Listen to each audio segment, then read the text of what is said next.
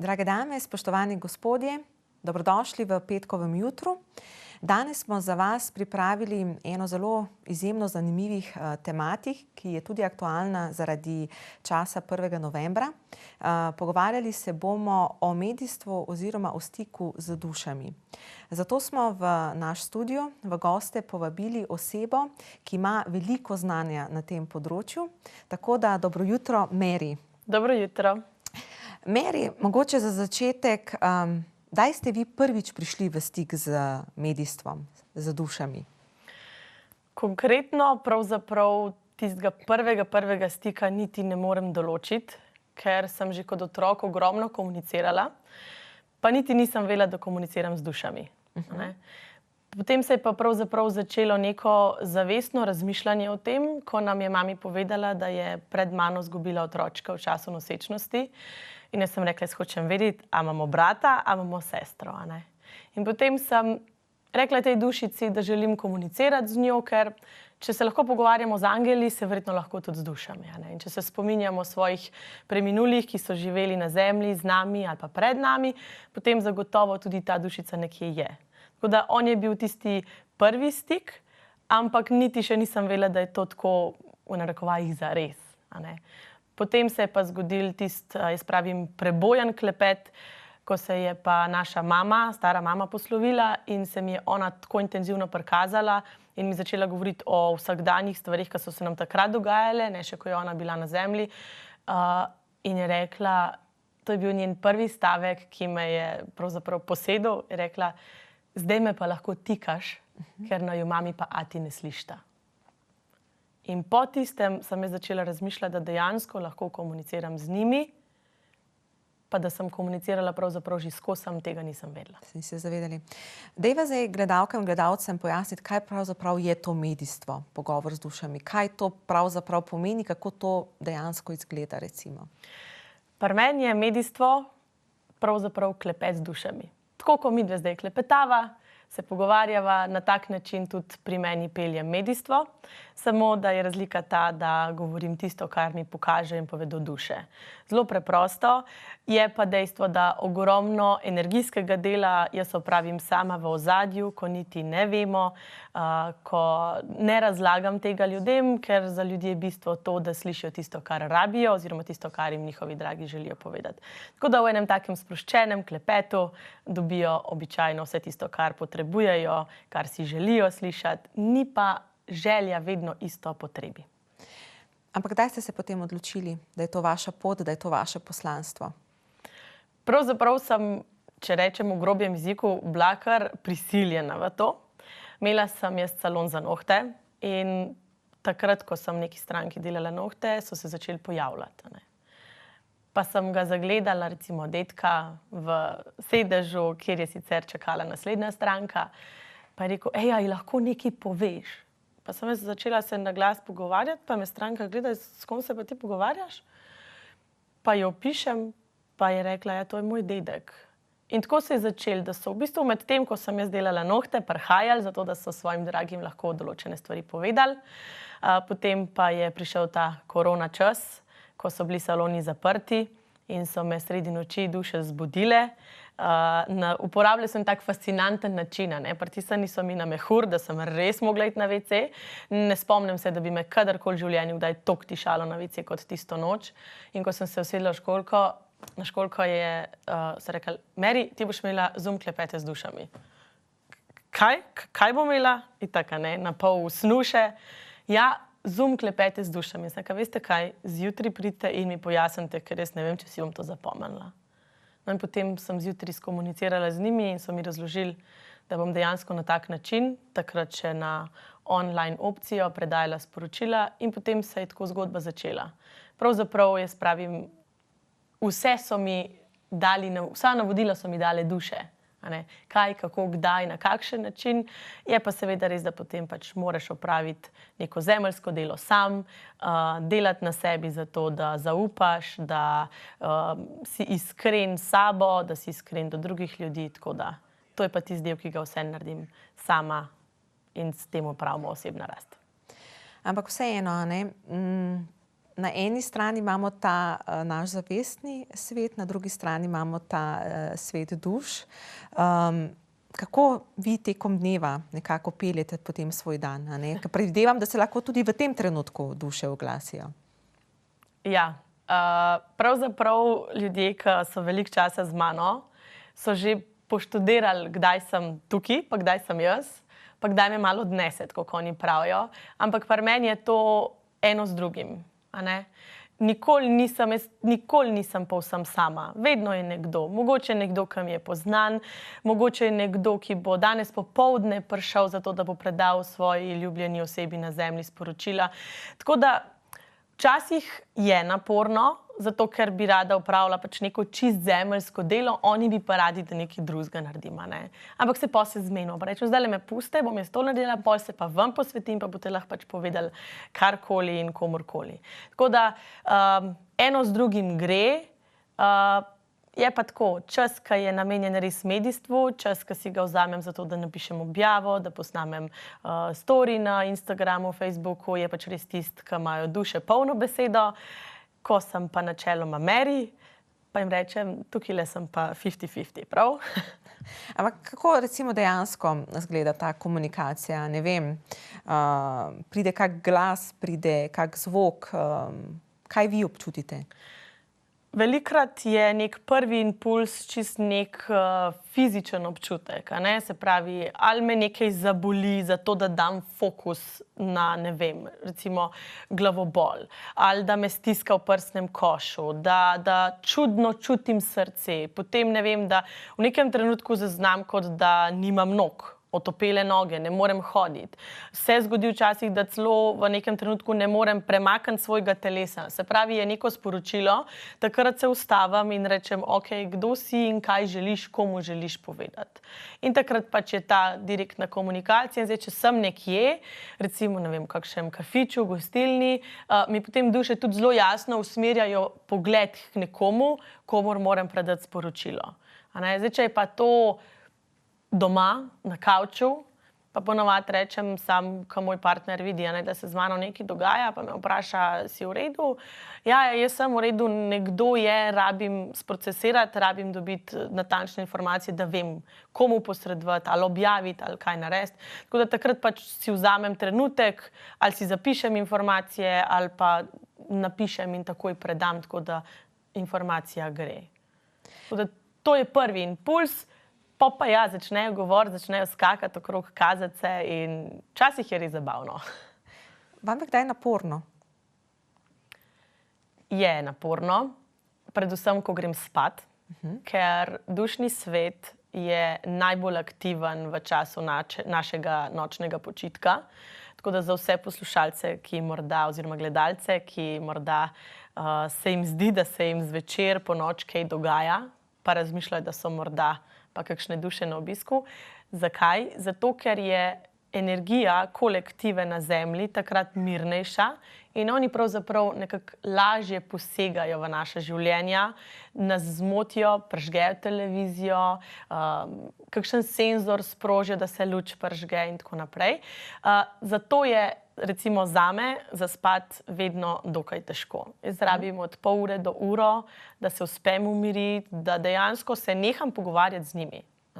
Ker oni bi takrat, valjda, jaz imam takrat čas, ker imam sicer še 2 leti staro hčerko in popoldnevi, ko sem z njo, so pač za njo, pa za partnerja in oni bi pa zvečer še malo z mano podebatirala, pa o naših planih, pa kaj bo jutri, pa tako. Tako da večeri so tisti, ki si jaz včasih rečem, vas bi lahko vsaj na gumb stišala, če že ne ugasnila. Pa kakšni primeri, ko grem vseeno kupiti kakšno stvar zase, če grem v večji shopping center, večji shopping center, to je dovolj, da že ima večji center, kjer je par trgovin. Je včasih toliko naporno, da nič ne kupim, pa se obrnem, pa grem, zato ker enostavno je nesmiselno. Ker rečem, rabim hlače in to je toliko, ja pa to, pa gor, pa dol, pa od unga sem, pa lahko to povem, pa a veš, to se dogaja tle, pa jutri bo... Ja. Pa predate kdaj tako sporočilo, recimo, da ste nekje na poti, pa se nekdo oglasi, pa stopite do njega? Ja. Kako pa on na drugi strani odreagira? Običajno, ko se jim predstavim, kdo sem in kaj počnem, so ljudje tako mal prestrašeni, mal v nekem šoku. In ko jih vprašam, če jim lahko predam sporočilo, je ponavadi odgovor ja. In ko jim predam, ko jim pojasnim, kako zaznavam dušo, zelo hitro ugotovijo, za koga gre. In dobijo sporočilo in potem rečem, če boste kakorkoli potrebovali več, me lahko poiščete, Če ne, vam je bilo pa tole dano z razlogom. In ponovadi res je prva energija, ki jo začutim od ljudi, res hvaležnost. Potem pa vsak pri sebi melje naprej. Kako je medijstvo sprejeto v Sloveniji? Smo odprti za te zadeve ali še vedno malo po strani gledamo na to? Moram reči, da vedno bolj.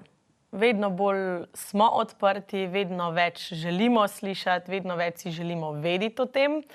Je pa dejstvo, da je ogromno prepričanj, ogromno, bom rekla, blokad, ki so nastali skozi čas. Že samo zaradi recimo vere. Jaz sem bila vzgojena v krščanski veri, kjer pač duše pustimo počivati. In tudi moja družina je rekla, ja, pa ne moreš, ne moreš se ti z njimi pogovarjati, pusti jih v miru, kaj pa če je to hudič in tako naprej. In potem sem rekla, duše, kaj pa jim naj zdaj na to odgovorim? In so duše rekle, veš kaj, če bi nas ti mogla pustiti par mir, bi tudi mi pustili tebe. In tako. In potem smo pač videli, da dejansko duše so tiste prve, ki vstopajo sploh v stik z nami, ker oni želijo nam pomagati. Sem pa 2-krat v življenju doživela temo, pa je ne želim nikoli več. Tako da zelo jasno ločim, kaj je svetloba in kaj je tema. Kaj pa pomeni ta temni del? Jaz vedno pravim, ne vem, ker se ne želim s tem ukvarjati. Je bilo pa tisti 2 izkušnji, ki sem jo imela, ko so prišle temne entitete, pošastno srhljiv občutek in grozen je bilo. Tako da, če me kdo vpraša, kako lahko vem, a so res duše iz svetlobe, zelo dobro vem. Torej so občutki tisti, na katere imate vi vpliv, da lahko opredelite. Ja. Kaj ste pa doživljali ob tej temi? Kaj je bilo takrat za občutiti? Groza, srh po hrbtenici, totalno neprijetno mravljinčenje, slabost, zmeda, ker nekako ne veš, kaj moraš narediti, da to odbiješ od sebe, da to ločiš, da to spudiš stran. Tako da ena taka, lahko rečem, kratka panika. Sem pa hvaležna, da sem vsem takrat imela možnost, da sem to zelo hitro vse skapirala in pač odbila in smo rekli ne. Se vam bi lahko v tem primeru kaj dogodilo? Ne vem, vam osebno? Verjetno bi se mi lahko. Imate sploh kakšnega sogovornika v tej zadevi, da lahko skomunicirate take zadeve? Imate na drugi strani še koga, s katerim se lahko pogovorite? Zgolj o onostranstvu ali če govorimo o temi in svetlobi? O temi in svetlobi, o onostranstvu. Imate kakšnega sogovornika? Ja, jaz vedno pravim, moja mama je vedno najboljši sogovornik. Ona je vedno tista, ki vem, da mi bo vse pojasnila, ki vem, da vedno stoji zraven mene, ki vem, da me ne bo nikoli pustila na cedilu. Če pogovorimo o nekom, ki vseeno še biva na zemlji, je pa to definitivno moj partner, ki me vedno posluša, ne glede na to, kaj mu govorim, pa če mu je to čist nepoznana tema, čist mim, je tisti, ki me bo poslušal, pa mi bo pomagal čez določene stvari, pa seveda osebna coachinja, pa tudi kakšna iskrena prijateljica se najde, s katero lahko se to skomuniciram, pa pravzaprav dam iz sebe in potem se vse stvari uredijo. Zakaj vedno več ljudi išče stik z dušami do svojih, ne vem, pokojnih, ljubljenih? En razlog je ta, da imajo nerazrešene stvari z njimi, se pravi, ali se niso mogli posloviti, ali so mogoče v času odhoda bili skregani. Lahko je tudi to, da niso povedali, kar so želeli oni sami tej osebi, preden je odšla.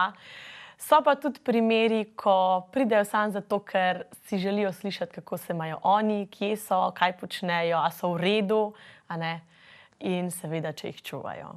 Tako da na eni strani imamo medijstva, ki so lahko zelo lahkotna, zelo taka, samo kot neko prijetno druženje, so pa tudi medijstva, ki so na nek način težka, ki so boleča, ko odpiramo travme. Dejstvo je, da se je, pa danes se še vedno, ampak je veliko zamolčanega, včasih je bilo pa še več tega, da so se dogajala razna posilstva. In tudi to se odpira na medijstvih. Tudi to povejo, stranke izpostavijo, duše potem pojasnejo. Sem doživela že več primerov, ko pride točno tista duša in stranka začuti tisti srh, ki bi najraje rekel, ne, ampak za njeno življenje tukaj je dobro, da razrešita, in duša z druge strani, ki je recimo povzročila tako škodo, travmo človeku, potem skomunicira to in tudi, jaz pravim, energijsko uravna. Izkušnje se ne da izbrisati. Preteklosti ne moramo vršiti v koš pa reči nije, še vedno ostane spomin, ostanejo sledi. Lahko se pa veliko naredi na energijskem nivoju, zato da tista travma ne komunicira več v takšni meri s človekom, kot do tistega trenutka. Pa menite, da lahko vsi mi komuniciramo z onstranstvom, ali je to prirojeno samo izbranim ljudem na zemlji? Vsi lahko komuniciramo. In velikokrat starši opažajo pri svojih otrocih, da se pogovarjajo.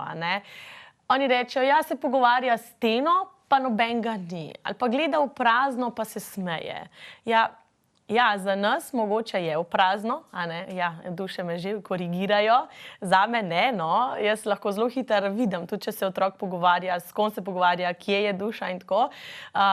Za starše pa to malo nenavadno. Ampak otroci nekje do 6. 8. leta imajo še vedno vse te kanale odprte in so sposobni komunikacije. Potem se pa te kanali počasi zapirajo, zato ker padejo otroci pod večji vpliv kolektive. Ker če en odrasel reče, saj nobenega tam ni, s kom se pa ti pogovarjaš, bo otrok rekel, ja, pa jaz, no, če pa mami tako rekla, ali pa ne, če pa učiteljica tako rekla, ja, pa res ni. In otroci ne govorijo več ali pa ne kažejo več tega, da se pogovarjajo, in s časoma se potem ti kanali res zaprejo ali pa vsaj do neke mere ugasnejo.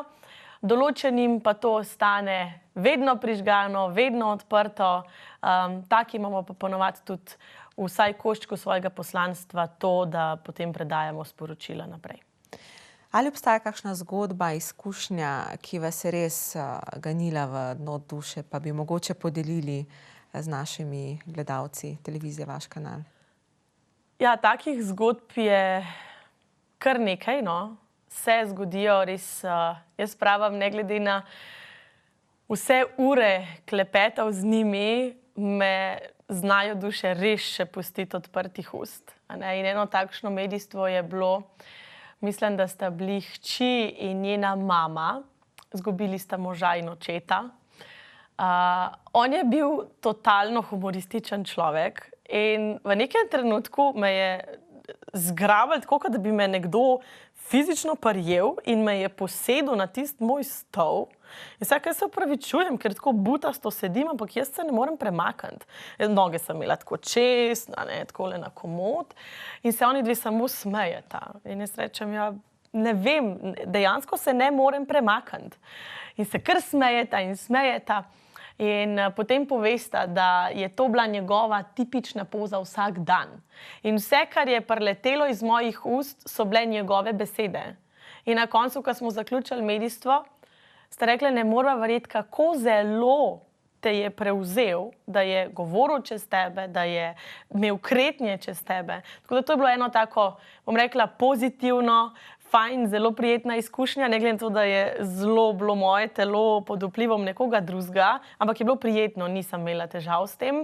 So pa tudi zgodbe, ko tiste so najtežje, ko starši izgubijo svoje otroke. Tisto je pa boleče, ampak dušice, ja, vem, da si tukaj. Ampak duše vedno tako intenzivno poskrbijo za svoje starše, da včasih moje telo zajoka, ker ne zmorem povedati staršu, kaj oddaja njegov otrok, kaj mu skozi energijo želi. In ena takšnih zgodb se je dogodila pravzaprav v zadnjem vikendu. In ta fant, ne, zato sem rekla, ja, vem, da si tukaj, ker je spet javil se na čist svoj način. On je izbral tok specifičen način, preko katerega se mi javi, da ga prepoznam, da kjerkoli sem, da če ne vem, če mi vse ostalo zapreš, ko bo on prišel, bom vedela, da je on. In bila sem pravzaprav navzoča pri njegovem odhajanju, ne, in sem bila kot podpora njemu in staršem in v tej zgodbi sem res hvaležna, da sem to lahko bila, ker on je eno tako čudovito bitje in vem, da bo za svojo družino poskrbel. Meri, mi te bova naredili sedaj kratek premor, potem pa nadaljujeva najin zanimiv pogovor. Tako da, spoštovane dame, dragi gledalci, glasbeni premor, potem se pa vrnemo nazaj.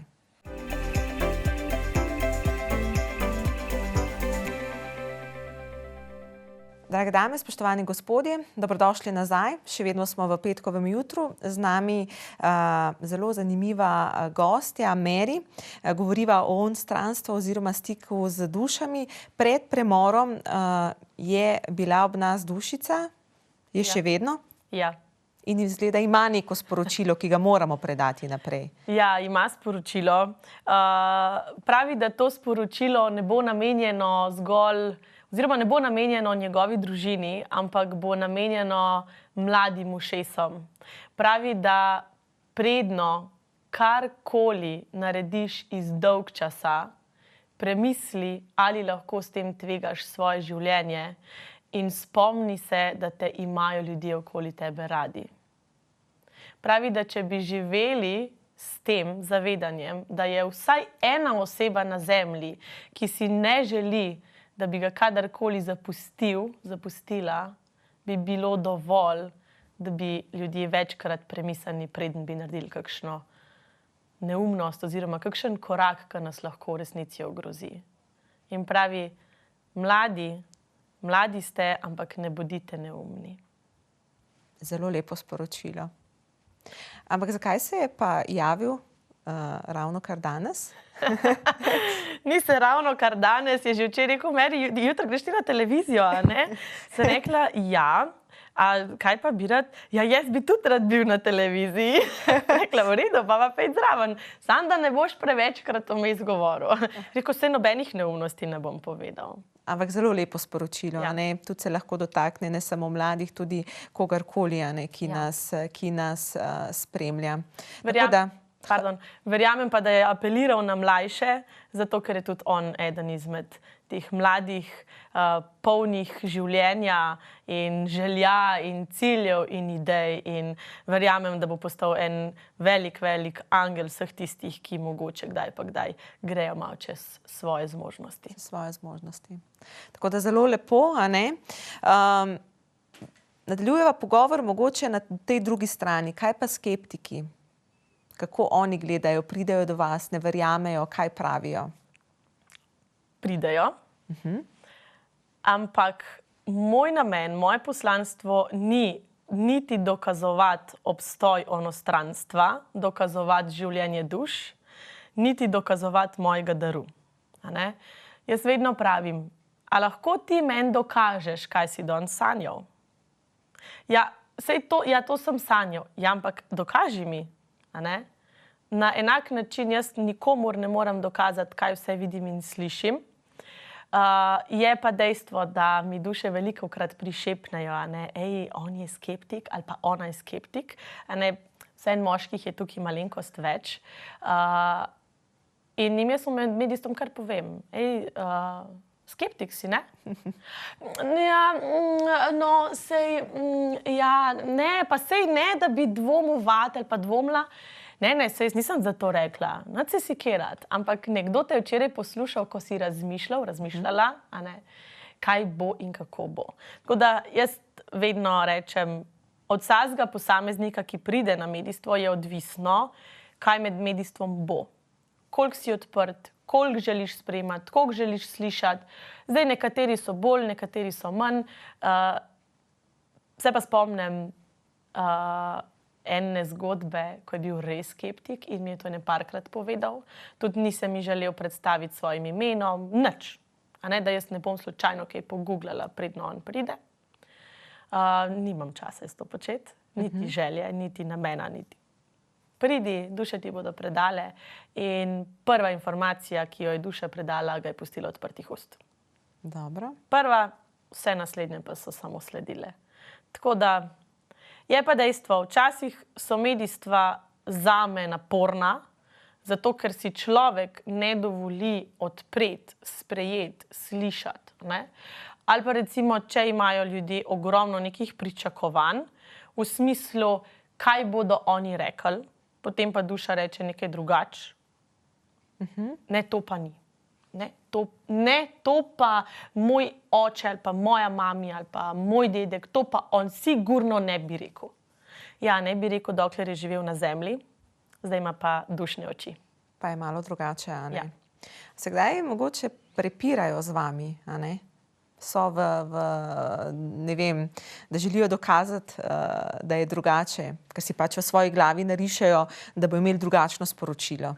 Vse, ampak jaz tukaj zelo hitro naredim konec temu potencialnemu prepiranju in rečem, duše so tako rekle, a ne, mogoče pa bo sporočilo bolj pomembno za, ne vem, čez 2 meseca, a ne. Tako da ni moj namen komorkoli, karkoli dokazovati, se s komorkoli kregati v smislu, a je ali ni, ampak enostavno rečem, toliko je človek sposoben sprejeti, željan sprejeti, toliko naj sprejme, vse ostalo pa naj naloži v ruzak ali pa da nekam v eno omaro, pa ko bo rabo lahko od tam potegne ven. Kaj pa ljudje, ko pridejo s pričakovanji, a ne, z neko namero, da se želijo z nekom pogovoriti, pa se javi nekdo drug? Zakaj pa temu tako? Ponavadi sicer se vedno javijo tisti, katerih želje so pač stranka, ne? Zato, ker vedno je pravzaprav duša tista, ki bo dala nam impuls, pejdi na medijstvo. Poišči pot, da bom jaz lahko tebi predala sporočilo. Ne? In potem se dogajajo razne zgodbe, ko se kar pojavim nekje, a ne? Pa prileti objava, pa prileti videoposnetek in potem si pač ljudje rečejo, aha, ok, nekje na tem, to sem zdaj videla, pa grem. Ne? In v času priprave oziroma čas do tistega medijstva si ljudje res ustvarijo neke ideje, kaj naj bi bilo in kaj, ampak ponavadi je tako, da tudi če rečejo, ja, pride se vse, da vse ne vem, kaj ne pričakuje, malo sem razmišljala in vedno pravim, manj kot pričakuješ, več dobiš. Boljše je. Ja, tako da, če pa pridejo recimo nekateri drugi, a ne, so pa ponavadi lepo presenečenje. Je pa dejstvo tudi to, da se zgodi, da recimo točno določene duše, ki si jo stranka želi slišati, pa dejansko ni. Je ne vidim, je ne slišim, je ne zaznavam in potem vem, da je nek hakeljc v ozadju in začnem komunikacijo najprej s stranko, da pove, kdo je to, kakšen odnos sta imela na zemlji, če ga kaj bremeni in potem se duša zelo hitro pojavi in vedno dušo vprašam, zakaj nisi prišla sama, kaj je tukaj sporočilo in vedno je v takih primerih sporočilo v ozadju. Se pravi, pogostokrat se zgodi, da oseba na zemlji nikoli ne izraža svojih želja, kaj si želi doživeti, slišati, mogoče zapostavlja neke odnose, zato ker bodo drugi nekaj rekli in tako naprej. Tako da je tudi tukaj potem učenje. Kaj bi sporočili nekomu, ki je, ne vem, mogoče nekaj dni nazaj ali nekaj časa nazaj izgubil ljubljeno osebo, pa si želi stopiti v stik z tako dušo? Najprej to, da v resnici nikoli ne bo sama. Ta oseba, mogoče ga je zapustila kot oseba, fizična oseba, ni ga pa zapustila kot duša in ga tudi nikoli ne bo. Če pa si želi v stik, pa naj samo posluša sebe, kdaj je tisti pravi čas. Ne? Ker je veliko različnih mnenj, koliko hitro po odhodu nekoga lahko gremo na medijstvo. Jaz vedno pravim, če začnejo curljati informacije o medijstvu na kakršenkoli način, če razmišljamo o tem, potem duša že daje počasi, neke informacije, da mi o tem razmišljamo in nas na to vleče. Vseeno pa priporočam, da je vsaj pogreb mimo. Tako da potem pa nekateri začutijo zelo hitro, nekateri rabijo nekaj mesecev, tako da držite se svojega občutka in bo najbolj pravi čas. Kaj pa duše?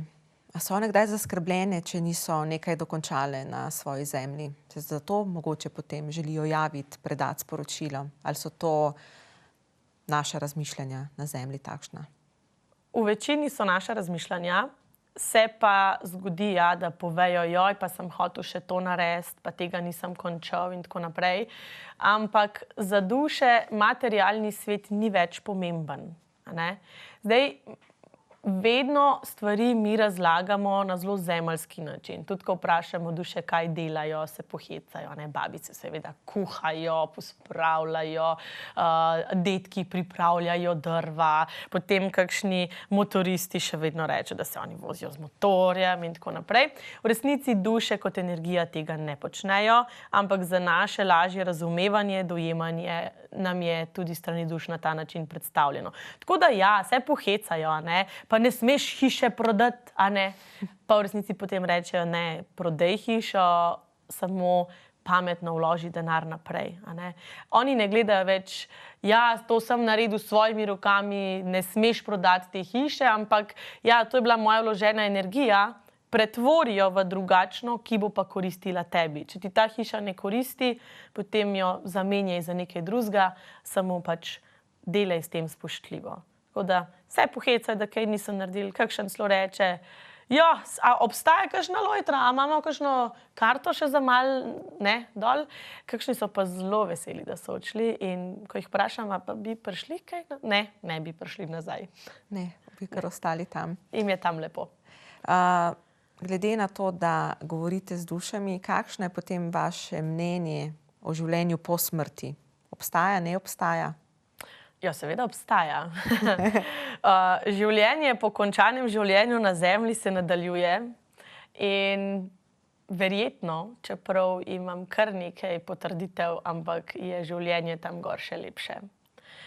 Koliko lepše, pa kako je, pa niti ne smemo preveč vedeti, zato da si ne želimo gor. Ja, seveda, sej si, ampak da nas neke želje ne bi nagnile v kakšno napačno smer. Pravijo duše, te meri reči, da ne verjameš. Pa bomo imeli priložnost, da vse sklopimo, da začne vse piskati. Ne. Jaz vedno pravim, če je kdo na tem svetu, ki resnično v to verjame, potem sem prva v vrsti jaz. Ker če jaz ne bi verjela, potem to ne bi bilo to. Ne. Prej sem na začetku omenila, da se bliža 1. november, povezava 1. november, medijstvo. Mogoče ljudje več razmišljajo o svojih ljubljenih pokojnih, pa se zato odločajo za stik. Je kakšna takšna povezava? Ja, je. Seveda, za tisti, ki so nam bili blizu, se načeloma večkrat spomnimo na njih.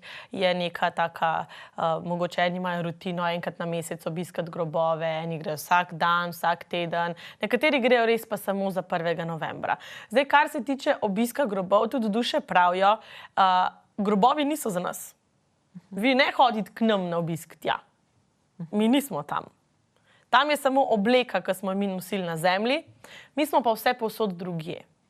Tako da jaz vedno pravim, ne se na njih spomniti sam na 1. novembra, pa ne iti na grob, če že želiš iti na grob samo na 1. novembra, ampak se spomni kadarkoli in kjerkoli. Je pa seveda zato, ker pač velja za to en praznik, pa ljudje smo prosti, pa nekako je res ta navada, obiska grobov, je seveda interesa več, ko se spomnejo, pa nekje zaznajo nekaj, pa jih zanima, pa začnejo o tem razmišljati. Je pa tudi dušni svet veliko bolj aktiven, zato ker recimo, če se, 30% ljudi spomne samo na 1. novembra, bodo pa vse duše vsem tem 30% želele pa tisti dan dokazati, da oni niso mrtvi. In potem je tega dogajanja več in tudi moji inboxi so pač bolj polni, ker se ljudje želijo prepričati, zakaj se jim nekaj dogaja, a so prišli na obisk in tako naprej. Torej pomeni, da se duše več oglašajo v tem času, so bolj prisotne, ali je to čisto odvisno. Ja, mogoče za nekatere ljudi ja, zame pa v bistvu ne, a ne? Ker jaz sem z njimi v stiku na dnevni bazi, na urni bazi, tako da zame ni mogoče rečem temu, imam v narekovajih več dela. A ne? Jaz tudi v medijstvu nikoli ne pravim delo, jaz tudi ne rečem, da grem v službo, jaz grem pač klepetati. Tako da to je moje poslanstvo, to sem jaz. Pa pravite kak ritual v času 1. novembra, ne vem, v počastitev komuniciranja z dušami? Obstaja kaj takega, ne? Jaz osebno ga nimam, niti ne hodim na grobove. Že kot otrok sem se vedno spraševala, zakaj to sploh delamo, zakaj jaz moram tja. Zmeraj mi je bilo tako, ja, lahko gre to čim prej mimo.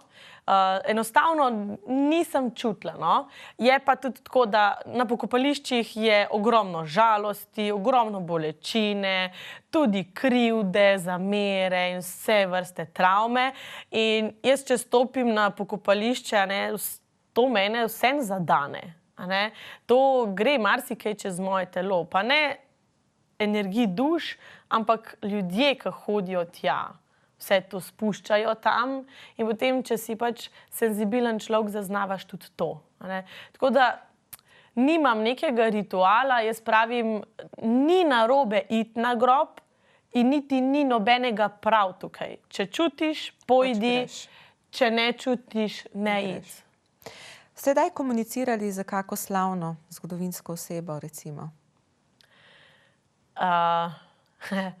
Pravzaprav niti takrat nisem vedela, da komuniciram z njim. Oziroma potem sta bila dva. In mi že skoraj končamo medijstvo, ko potem meni stranka pove, kdo je v resnici to. Ker jaz sem njega čist fizično opisala popolnoma, karakterno, vse besede so ustrezale, vse je bilo tako, ampak jaz kot Meri pa nisem prepoznala te osebe. Bila sta zelo znana pevca, no. Brandy pa Corrado. Ja. Ona dva sta bila recimo prva, ki sem bila tako, a ja, to sta vidva. In potem je sam Brandy dal klobuk dol in nazaj gor. In sem rekla, v redu je. Tako da to je bila ena taka prvih izkušenj, pa sem jo tudi vprašala, zakaj jo v bistvu nisem prepoznala kot slavni osebi, kot nekdo, ki je bil res poznan na zemlji, pa sta mi zelo hitro pojasnila, da v bistvu nista želela mene zmesti. Ker jaz, ko delam medijstvo, na nek način jaz kot Meri ne obstajam. Moja glava ne deluje. Jaz sem pač takrat tam gor in vse te zemeljske informacije, ki jih jaz poznam, recimo o tovrstnih ljudeh, ne želim, da imajo vpliv na medijstvo. Zato jaz vedno pravim, duše me sklopijo takrat, jaz sem takrat samo prevodnik za njih. In zato jih ne prepoznam. Enkrat pa sem, ampak se je zelo v jasni luči pokazal, je pa prišel samo kot nekdo, ki je zdaj z nekom drugim, pa se družita, je bil pa Tomaž Humar. Kakšno sporočilo je imel pa on? V resnici, kaj je takrat povedal, ne vem, zato ker se nikoli jaz ničesar iz medijstev ne spomnim. Vem pa to, da je prišel kot to, da oseba, ki je bila na zemlji, zaradi katere je stranka prišla, ga je na nek način zelo spremljal, oboževal kot nekoga, ki je res dosegel vrhove in tako. In potem je mi pojasnila stranka, da je vedno rekel, da bo pa mogoče nekoč, ko bo enkrat tam gor srečal Tomaža Humarja. In je Tomaž Humar prišel povedati, da sta se srečala in da gresta zdaj skup v hribe. Odlično. Mogoče kdo sedaj začutil, da je tudi to njegovo poslanstvo. Kak nasvet bi mu dali? Drži se svojega občutka, pejdi po svoji poti, ne išči tečajev, izobraževanj, kje kaj dobiti, ne vem. Ne rabiš certifikata, da to lahko delaš, potrebuješ samo sebe, zaupanje vase in pa potrpežljivost. Meri, bližava se koncu najinega pogovora, mogoče sklepna misel za naše gledalce petkovega jutra?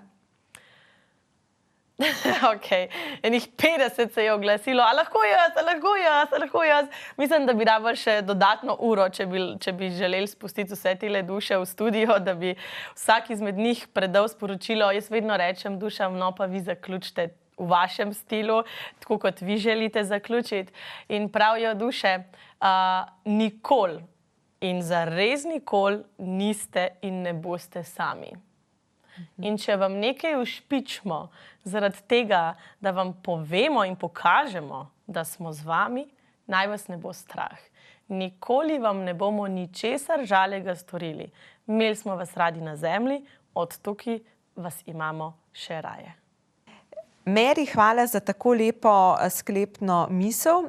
Imate pa tudi eno presenečenje za naše gledalke in gledalce, je tako? Ja, eno presenečenje. Nekdo ali več njih bo nekomu predal kar nekaj sporočil in z dušami smo se zmenili. Jaz sem rekla seveda, nekomu izmed gledalcev podarimo osebno medijstvo v Logatcu, klepet z dušami, privat klepet z dušami, tako da nekdo bo izbran, verjamem, da bodo duše pripeljale tisto pravo osebo, ki to najbolj potrebuje. Meri, najlepša hvala. Z veseljem, hvala vam. Tako, verjamem, da se še kje srečava, tako da se veselim. Hvala pa za danes. Tudi vam hvala. Drage dame, spoštovani gospodje, v tem trenutku smo tudi zaključili našo nagradno igro, ki je potekala na Facebook strani televizije Vaš kanal. V tem trenutku se bo na ekranu izpisal naš srečni nagrajenec. Vsem vam se zahvaljujemo seveda za sodelovanje. Takoj po oddaji pa objavimo novo nagradno igro, v kateri bo naša današnja gostja podarila zelo, zelo lepo nagrado. Mi gremo sedaj na napovednik dogodkov in potem se seveda vrnemo nazaj.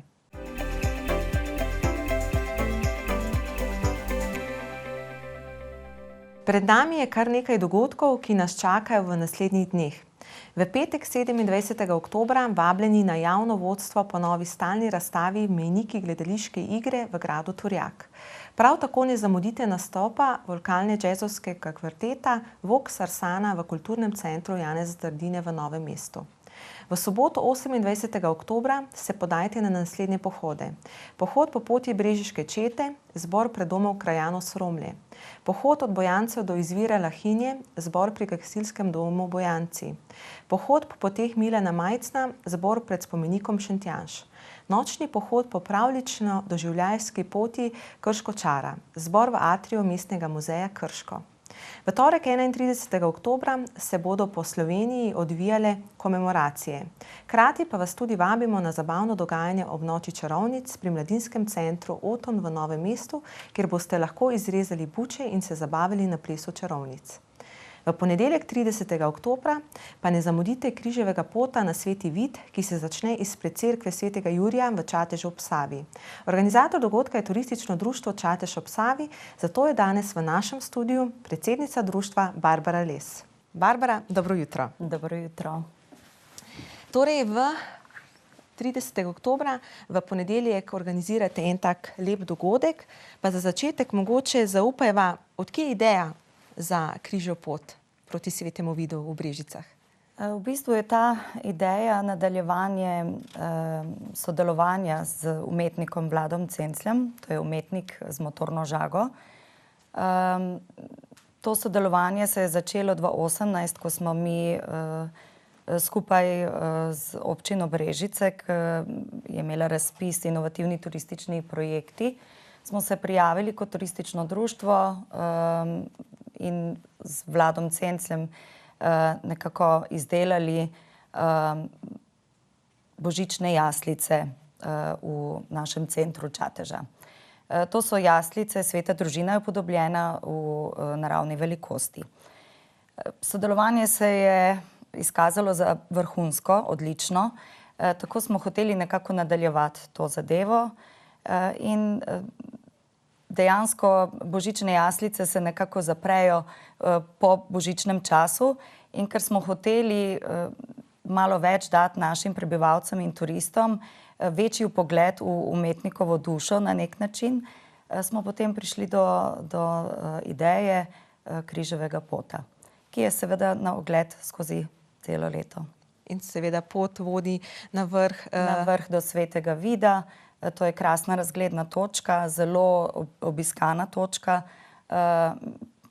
Tudi obiskovalci našega kraja so zelo navdušeni nad njo, pa tudi mi kot krajani, seveda. Kako je izgledal celoten ta umetniški proces, da so nastale vse te skulpture po poti do samega vrha? V bistvu sploh ni bilo težko. Vlado je res mojster v upodabljanju božjih obličij. On sam zase pravi, da njegov talent je samo božje orodje. In dejansko mi smo mu predstavili naš koncept, kako mi vidimo to zadevo, in brez velikih popravkov in dogovarjanj je on speljal vseh 14 postaj. Mogoče za vse tiste, ki ne poznajo svetega vida, kje dejansko se začne pot? Pot se začne pri naši cerkvi, Sveti Jurij na Čatežu, farna cerkev, tu je tudi prva postaja. Potem gre, seveda so markacije tudi postavljene, tako da kdor je prvič, se ne bo izgubil. In se skozi gozdno, malo je ob poti gozdni, malo seveda tudi v gozdu, se potem sprehodimo do same točke razgledne, ki je zdaj v nastajanju, seveda tudi, torej do cerkve Svetega Vida. Tam je zadnja 14. postaja. Kakšna je simbolika, zgodba posamezne postaje? Dejansko samo trpljenje Kristusovo nosi svojo zgodbo, seveda. Vendar je to lahko čist individualna zadeva. Vsak nekako najde svojo zgodbo življenjsko, naj bo to kakšno preizkušnja ali pa kakšen vesel dogodek tudi. In dejansko so te postaje tako pripravljene in predstavljene in pozitivno naravnane. Torej, recimo pri določenih postajah, pri določeni postaji se moli za pogum, pri določeni za ljubezen in tako naprej, mir, vera, to so samo nekaj teh besed, ki spremljajo postaje. Torej, vse je nekako na pozitivno naravnano. Želeli smo, da vsak obiskovalec lahko najde nekaj v teh besedah, za kar bi molil, oziroma ga lahko nagovori čisto po svoje in to pot prehodi čisto v osebnem namenu. Kakšen je glavni cilj poti? Zdaj, če gledamo iz turističnega vidika mogoče, je to tudi še ena pot do Svetega Vida. Torej imamo planinsko pot, energijsko pot in tudi pot po križevem potu. Tako da to je nekako iz tega vidika. Seveda je ta pot mogoče tudi malo bolj širša, ker zajema, kot bi rekla, tudi eno romarsko središče, ki je Sveti Vid, in potem ta pot do Svetega Vida. Tako pot imamo tudi Svete Gore, so recimo ena bližnjih poti.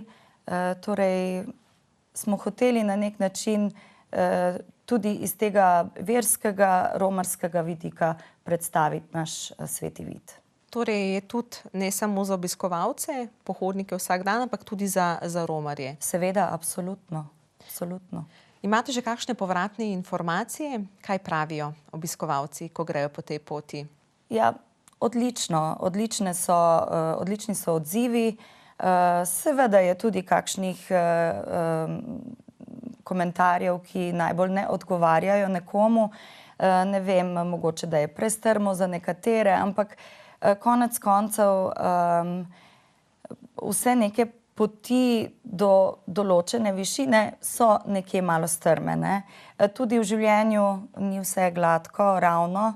Veliko je vzponov, veliko je padcev, pa tudi ta pot ponazarja, da se po vsakem padcu lahko dvignemo. In to je tisto, v čemer lahko zmagamo, ne? Glavno sporočilo potem na koncu. Na nek način. Kaj pa pričakujete, da se bo zaradi tega povečalo število obiskovalcev na Svetem vidu? Mogoče povečalo, ne toliko povečalo, ker je že zdaj je veliko obiskovalcev, ampak bolj mogoče zajelo vse tipe obiskovalcev. Torej, tako kot sva rekli, turistično, mogoče samo sprehod, planinci in pa tudi romarji, ne nazadnje. Kako vzdržujete to pot, a ne? Je postavljena, seveda treba tudi vzdrževati, a ne? Vemo, da je gozd poln naravnih zadev, a ne? Kako vi skrbite potem? Glede na to, da je to lesen križev pot, je že bila zelo velika preizkušnja, kako to postaviti, da ne bo takoj na udaru naravnih podnebnih seveda raznolikosti. In tu smo že imeli kar veliko dela. Seveda zdaj trenutno smo vzdrževanje prevzeli turistično društvo. V bodočnosti nekako načrtujemo mogoče neko malo bolj drugačen koncept ubrati. Mogoče kot skrbnike pozvati ali družine ali posameznike, torej posameznih postaj, ki v tistem letu jih mogoče nagovorijo. To bi bilo na enoletni bazi. Naprimer, družina, ki se spopada mogoče z boleznijo ali s kakšnimi drugimi tegobami, prevzame skrbništvo nad postajo, kjer se moli za zdravje. In na tak način potem tudi družina večkrat obišče to postajo, se tam zbere, zmoli, pa hkrati na nek način tudi vzdržujemo potem vseh 14 postaj. Je možno nadgraditi zgodbo, ki ste jo ustvarili? Vsekakor, verjamem, da. Pravkar se pripravlja ena knjižica molitev, torej molitev križevega pota, ki bo unikatna, torej samo za naš križev pot. Potem pa verjamem, da je idej tu še veliko. Vse pa je seveda povezano s časom, ker smo prostovoljno društvo, pa tudi s financami, seveda. Pa imate še kakšno idejo, cilj za prihodnost?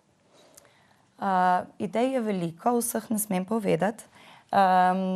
V bistvu vsi želimo, da bi naš kraj nekako zaživel kot urejen, kot kraj, ki ima ljudi pozitivno naravnane in ki dejansko z veseljem pozdravljajo turiste, obiskovalce in jim nudijo na nek način tudi zatočišče v našem gozdu in prekrasen pogled na Krško-Poljsko dolino, kotlino iz Svetega vida. Barbara, hvala in seveda se vidimo v ponedeljek, a ne? Ja, vabljeni seveda ob 3 popoldne. Zaključimo z mašo na Svetem vidu, vodena molitev v osebne namene. Bo približno 1,5 ure vse skupaj trajalo, tako da bomo do noči, ker se ura že spremeni, bomo že nazaj. Tako da, hvala vam. Hvala tudi vam. Mi pa gremo na prispevek, ki so ga pripravili novinarji v našem uredništvu televizije Vaš kanal.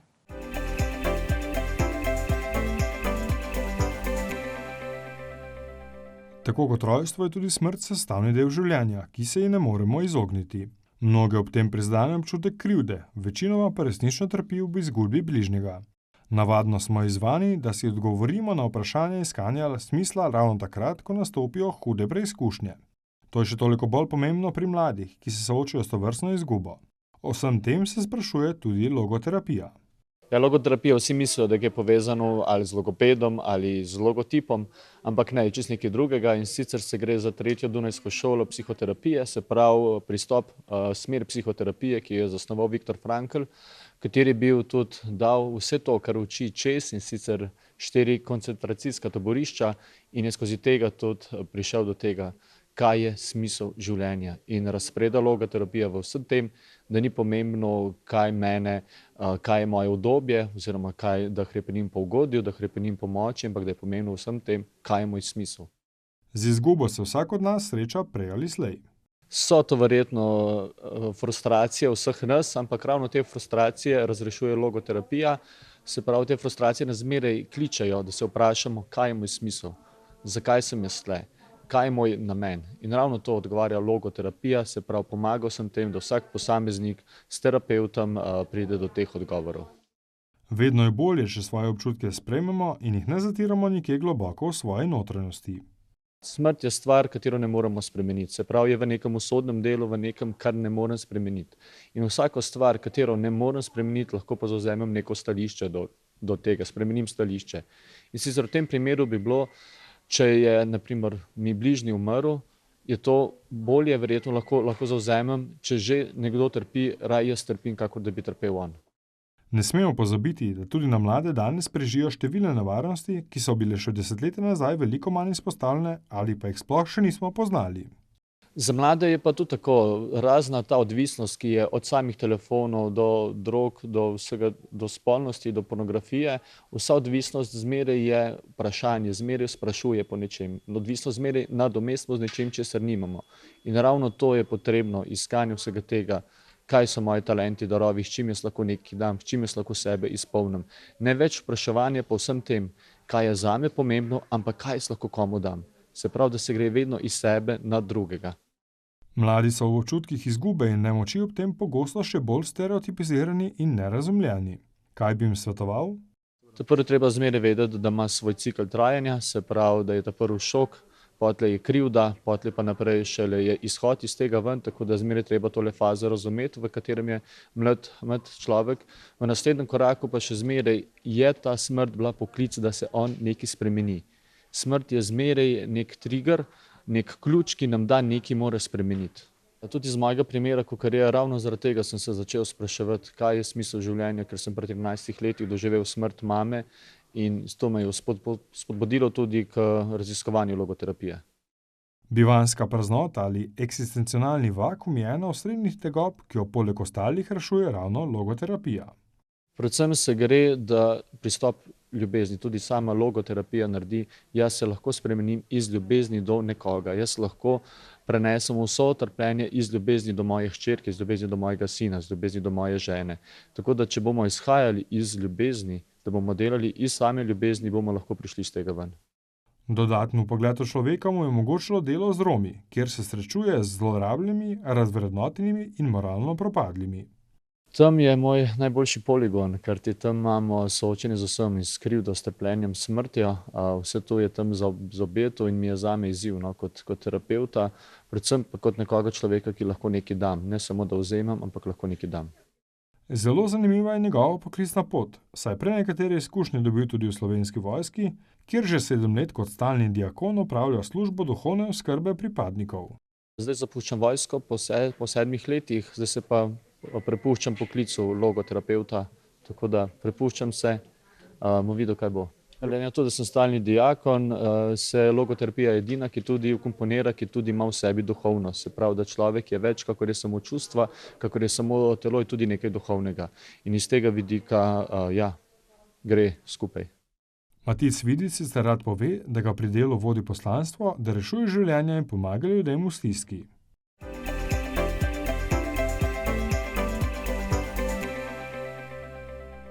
Drage dame, spoštovani gospodje, hvala, da ste nam namenili vaš čas in nas spremljali v petkovem jutru. Želimo vam prijeten petek, lep vikend in vsi, ki odhajate na krompirjeve počitnice, lep dopust. Vidimo se prihodnji petek ob istem času na isti televiziji, vaš kanal.